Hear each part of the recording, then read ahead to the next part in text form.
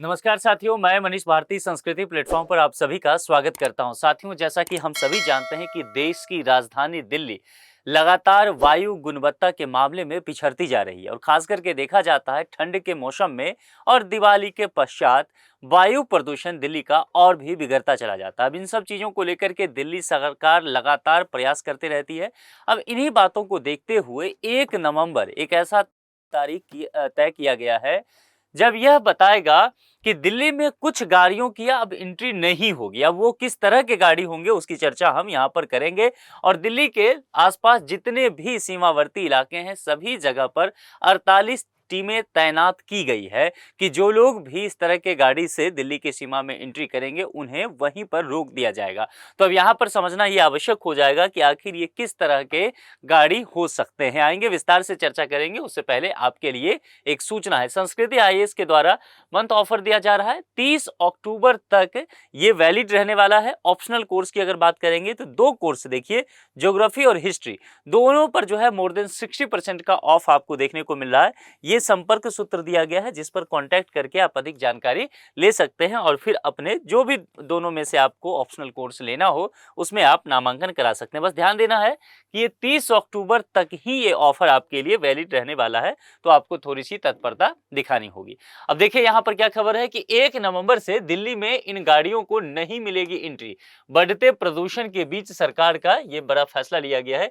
यानी कि सबसे पहली बात क्या है कि पॉल्यूशन को लेकर के ध्यान में रखा गया है और किस तरह की आखिर ये गाड़ियां हो सकती है इस बात पर हम विचार करेंगे कि आखिर किस तरह के गाड़ियां हैं जिसको अब दिल्ली में आने से रोक दिया जाएगा। देखिए किस तरह से स्थिति है, यानी कि इतना ज्यादा दिल्ली का कंडीशन खराब हो जाता है पॉल्यूशन की वजह से कि देखिए इमारतें आपको दिखना बंद हो जाएंगी, है ना। और देखिए किस तरह से वाहनों से यहाँ पर पानी का छिड़काव किया जा रहा है और ये भी किस इलाके में है, दिल्ली का मेन इलाका कह सकते हैं आप, जो कर्तव्य पथ का इलाका पड़ता है ना, जहां पर राष्ट्रपति भवन है, इंडिया गेट है, उस एरिया में यहाँ पर देखिए जनपथ वाला रोड ये पड़ जाता है। तो अब इस स्थिति में यहाँ पर भी इतने स्थिति बुरे हैं तो अब बाकी दिल्ली की आप बात सोच ही सकते हैं कि क्या होगा आम नागरिकों के लिए। अब देखिए यहाँ पर दिल्ली सरकार ने एयर पॉल्यूशन को देखते हुए कृत्रिम वर्षा करने की बात कही है, जो पहले से भी कहा गया था कि कृत्रिम वर्षा करने के लिए आईआईटी के द्वारा सभी तरह के इंतजाम कर लिए गए हैं और सिर्फ बादल का इंतजार किया जा रहा है, जो कि आज सवेरे बादल देखा गया है दिल्ली के आसमानों में। इसलिए आज जो है कृत्रिम वर्षा कराने की पूरी तरह से तैयारी की जा चुकी है और कहा गया है कि ये सक्सेसफुली रहा है। हो सकता है दिल्ली में कभी भी 2-3 दिन के अंदर बारिश देखने को मिल सकता है। ये भी पॉल्यूशन को कम करने के लिए ही किया गया है, यानी कि तमाम तरह के जो कार्य किए जा रहे हैं वो पॉल्यूशन को कम करने के लिए।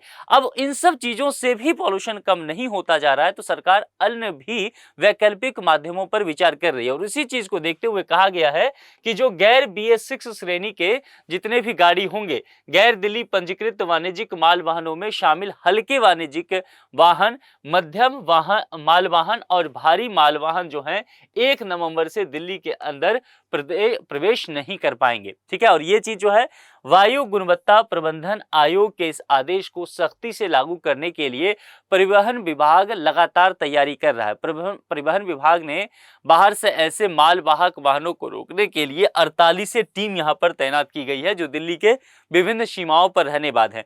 इसके साथ ही परिवहन विभाग ने सोमवार को नोटिस जारी कर प्रतिबंधित वाहनों के मालिकों को आगाह भी कर दिया है कि 1 नवंबर से अगर आपके पास इस तरह की गाड़ियां हैं तो आप दिल्ली में प्रवेश ना करें। तो अब ये देखना होगा कि आखिर विभाग के इस नोटिस पर किस तरह से अमल किया जाता है।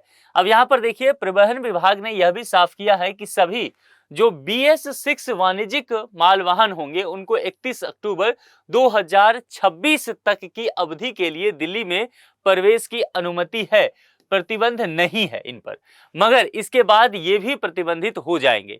यानी कि ध्यान देना है कि जिनके पास भी BS6 वाणिज्यिक माल वाहक हैं उनको 31 अक्टूबर 2026 तक का डेडलाइन दिया गया है। उसके बाद भी इन जितने तरह के वाहन ये हैं इस पर भी प्रतिबंध लगा दिया जाएगा, फिलहाल नहीं है। ठीक है, तो इसके बाद इन वाहनों में की श्रेणी में अगर देखा जाए तो केवल और केवल इलेक्ट्रिक वाहनों को ही दिल्ली में अनुमति होगा, यानी कि अगले साल से आप कह सकते हैं। और फिर ये उम्मीद की जा रही है कि चरणबद्ध तरीके से जो दिल्ली सरकार के द्वारा ये चीजें लागू की जा रही है तो अगले साल दिवाली में पॉल्यूशन बेहद कम देखने को मिलेगा।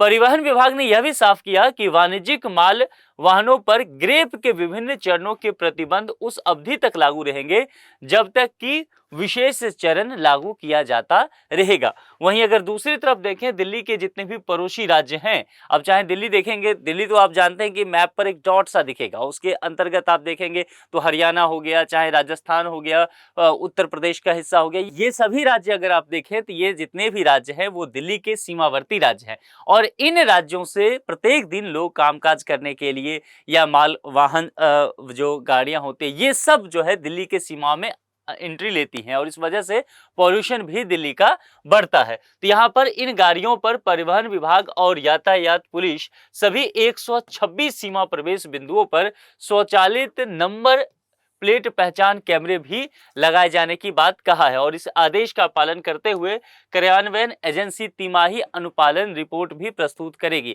यानी कि किस तरह से इसे लागू किया गया है इस बात को भी दिखाया जाएगा। और देखिए 126 सीमा प्रवेश बिंदु है, यानी कि दिल्ली के आसपास के जितने भी राज्य हैं वहां से जो दिल्ली में एंट्री होता है। तो कुल मिलाकर के देखा जाए तो जितने भी गाड़ी इस तरह के बताए गए हैं 1 नवंबर से उन्हें दिल्ली के अंदर एंट्री नहीं दी जाएगी। और ये कब तक नहीं दी जाएगी ये अभी नहीं कंफर्म किया गया है। हाँ, लेकिन इसका पूरा जो एक तरह से कह सकते हैं टारगेट है कि जो एयर पॉल्यूशन हुआ है उसको कैसे कम किया जाए। हो सकता है 2-3 महीने बाद जो है इसको फिर से लागू कर दिया जा सकता है। आप लोग इस विषय में क्या सोचते हैं और क्या आपको लगता है कि इस तरह के जो कार्य हैं वो कर करके एयर पॉल्यूशन को दिल्ली में कम किया जा सकता है?